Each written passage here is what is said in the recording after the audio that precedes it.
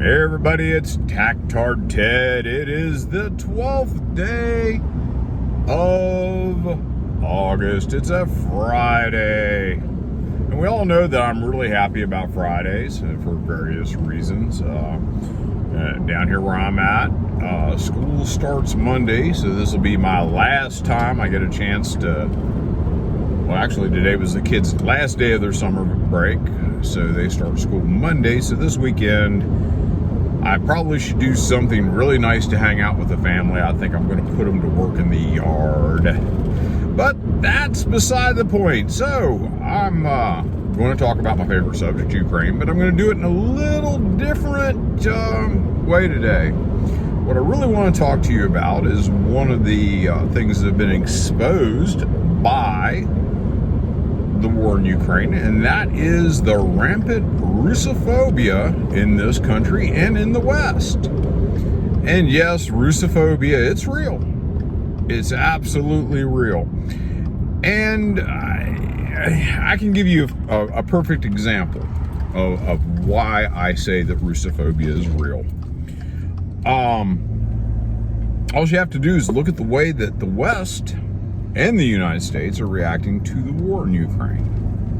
What have we done other than some of the nefarious nonsense that we're doing in Ukraine as far as weapons and supplying contractors to man those weapons and providing a lot of intel to the Ukrainians? What have we done as far as our governments have done? They've all imposed sanctions. Now, if you remember, Biden told us, hey, wait for the sanctions to take effect, Jack. You'll see what's going on. And we've had sanctions. We've had the first round, the second round, the third round, the fourth round, the fifth round, the sixth round, and now we are talking about a seventh round of sanctions. And these are in the EU, where all these rounds of sanctions have been. Because we all know that the definition of insanity is doing the same thing time after time and expecting a different result. So the interesting thing about this round of sanctions is one of the main ideas being pushed forward is a ban on all Russian citizens traveling to the EU. They have a thing called the Schengen zone, which they get Schengen visas, and these visas allow you to travel into the EU, and once you're in the EU and you've got your visa, you can travel pretty much anywhere within the European Union. Americans don't have to have that, but if you're a citizen of a certain group of countries, Russia being one of them, you have to apply for this visa. And once you have this visa, you can travel all over the EU. Now, they're saying we shouldn't allow Russians to travel in the EU, which is very interesting, and it exposes to me a general hypocrisy in the West.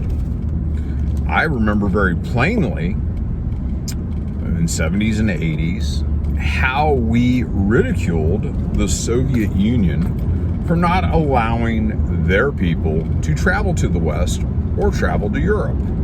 We felt that it was a human right to a private life and the ability to travel. But you don't have a private life if governments are interfering with your right, human right, to be able to move about freely.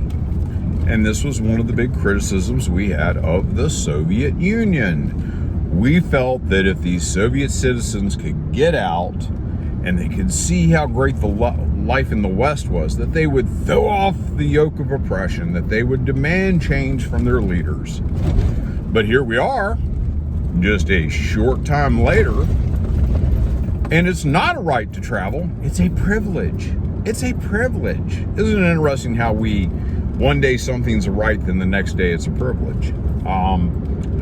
I've said it before, I really hate hypocrisy. Hypocrisy is a no-go for me. It is something that we should ridicule, something we should make fun of, especially when it's our own hypocrisy. So when we're saying that we don't think that Russians should be allowed to travel to the West, to the EU, we're wanting to restrict their rights to travel. Now, this is interesting because this goes against everything I was taught in the 80s, that the government of the Soviet Union, and the reason I'm using the Soviet Union because there was no Russia then, not as far as a international entity. That the government of the Soviet Union was not representative of the people. Not to the extent that we feel that our government used to be representative of the people. And we felt that Russians are good people. They just got a government that's screwed up. The Soviet government screwed up. All those people are really, really good people. And we can't hold them accountable for what their government does. And here we are, years later, holding the Russian people accountable for what their government does.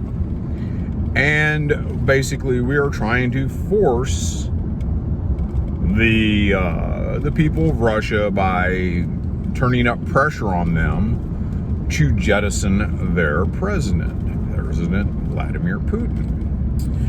And what's amazing to me, there are several things that are amazing, but one of the most amazing things is for a country that we're so invested in being at odds with, why haven't we taken steps to actually understand them? The Russians are different folks than we are. They think differently. They don't think wrong. Different is different. Different is not good. Different is not bad. But Russians and Southerners will have this in common. We understand the underdog thing, that somebody's always going to be dicking at you. Somebody's always going to be ridiculing you, saying that you're not intelligent, that you're not this, that you're not that. And generally, I know with a lot of Southerners, you tell us no, you try to force us into something. You've got a lot of bullhead going on, and we're going to buck you. We're not going to submit. In fact, you're going to double our resolve to tell you to go get screwed. And I hate to say it, folks, but the Russians are exactly like that. If you're going to try to force a Russian to a stream to drink, it doesn't matter if he's thirsty or not. He's probably going to tell you to get fucked. Because the Russians don't feel that they have to knuckle under. You know, there are some, just like other people, every other group on the planet, there'll be some people that you can steer. But the vast majority, once they get their hackles up and they feel that you're working against them as a people, they're not ready to submit. They're not going to go along quietly. And a lot of folks, whether they agree with Putin or not, you are driving them into the arms of Putin. I love this because we've worked so hard against our own best interests. We've drove China and Russia into each other's arms, and they are working about changing a few things in the world, the unipolar attitude in the world. They're also working about changing the financial system, and we don't see it. We've been on top for so long and so arrogant that we think that we have the right to tell everyone else what to do. And we hate the Russians. As a people, we hate the Russians. We have ridiculed them. They have been the bad guy in every movie coming down the pike. You know, I'm really surprised that in Die Hard that it was actually Germans instead of Russians. But generally, if you've got to pick a group of villains from one country or another, it's going to be Russians. It is. And we go clear back to the 60s, man. Boris and Natasha. You know, they were from some little fictional Eastern European state, but everybody got the idea with the heavy accents and everything, what those folks were supposed to be. And we constantly do it. And, you know, we ridicule those folks for no reason because they're different. You know, hey, I got news for you. There is no other country like the United States. We are different. And guess what? There are people who make fun of us for our national peculiarities. Europeans don't understand the gun culture in this country. They don't understand a lot of things about this country, you know. They don't understand what I would call traditional environmentalist. A traditional environmentalist is a guy out there with a knife and a rifle who's out there living off the land, hunting, fishing, falling trees to make a lean-to and all this. They don't understand that because they're version of environmentalists are crusty granola eating folks who don't wash their hair, walking around in sandals through the woods, inviting a snake bite, who probably after 3 or 4 weeks of making a bad planned trip are the folks that the park service has to come rescue. Those sort of folks. We are different, but for some reason we hate the Russians. The Russians are just the bad guys in everything, and I don't understand it. I do understand during the 80s we were told that once again we were told that the problem was communism, that their government was the source of the problem, not the people. There was nothing that the Russian people did. It's all the communists. It's all that the communists did. And I subscribed to that. I still subscribe that leftism and communism are not good things. And I have many friends that will disagree with me. I can disagree with friends. I also have some people that I know who are dangerous, vehement communists that are violent and insurrectionists and all that happiness, and they're not my friends, and they're not going to be my friends. And I don't have an issue with that either. I don't have to be friendly to everybody. I'd rather be friendly with some people. But at some point, there are things that you can't put up with. But the Russians, who supposedly have never done anything, they receive all this ire. And now we're going to blame the Russians because now every Russian is a Putinite. Every Russian is this. And I got a little question. Why is Russia, since we're on the topic of Russophobia, why is Russia not able to look after its country's best interest? I would like to know that. Because the United States, we have no problem in looking out for our best interest. We will look out if it's in our best interest. We go to war all the way on the other side of the planet because we can make up case that it's in our best interest. But somehow Russia is not allowed to intervene in a shit show on its borders that could destabilize the whole country. I don't understand how that worked. I don't understand how that works. That's ridiculous. When our reach is global and we're denying another country the largest landmass on the planet, we're denying them the right to look after their own best interest. And I don't understand that. Why are we think that we are so high and mighty? And I often wonder, why do we hate Russians? I hated the Soviets. I make no bones about that. I hated the communists. I make no bones about that. I'm unrepentant about that. There are things to be learned from the Soviet Union. There are things to be learned from history. The Soviet Army in World War II did great things. In Afghanistan, not so much.